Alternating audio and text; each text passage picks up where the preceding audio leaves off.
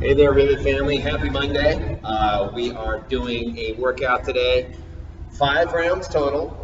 1 round starts every 4 minutes. The goal is to get each round done in 3 minutes or less. You're looking at the workout. It's written there right in front of you. This is a lot of work to do in 3 minutes or less. So I will encourage you to scale the numbers and our movements down a little bit so you can get it done, again, in 3 minutes or less. The point of this is to get at least a minute of rest between rounds. Yeah, pretty challenging amount of work. So we'll see what we can do. We'll do some practicing prior to the workout. First movement, we have 50 feet front rack walking lunges. You're going to have 2 dumbbells for this, which I should have brought over here with me. Let me grab those. Probably the biggest, most important thing with our front rack walking lunges is balancing the weights. And I think for most people, is actually having the weights up on the shoulders. So we have the back part of the bell resting on top of the shoulders, and we're holding the front part of the bell in the hands. This seems to be a very good way to balance as we do our lunges. So try this out. Back bell on the shoulders, front bell in the hands, chest up, step it out, tap the back knee, bring the feet together, and go. All right? Prescribed weights are on the heavier side today, so feel free to scale those down. We want weights that we can literally just lunge straight across the gym, 50 feet straight through, no stopping, relatively quickly. Next movement, we got 21-15 calories on the rower. I won't say much about that other than we're trying to keep that to a minute or less. So something that takes a minute or less, scale those numbers down if necessary. Then we have some push-ups. So 2 choices today, 12 kipping handstand push-ups.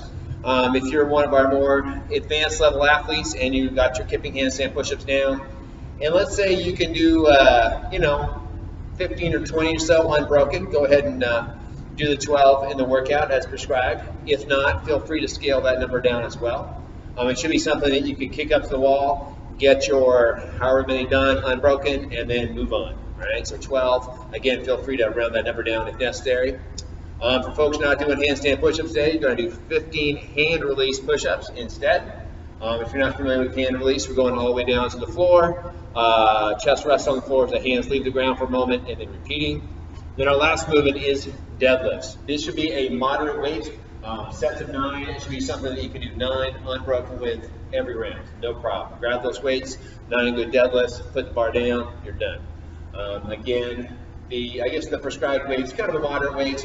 Might be heavy for some of us, so go ahead and lighten that one up to something that you can do 9 unbroken every single round.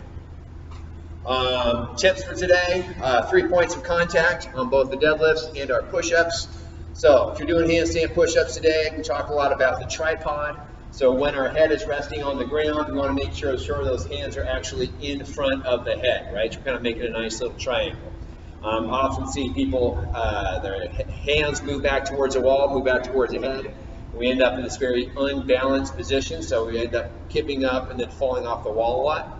So actually, let's make sure that those hands are actually in front of the head, so our 3 points of contact make a triangle on the floor. Top of your head, 2 hands make a triangle.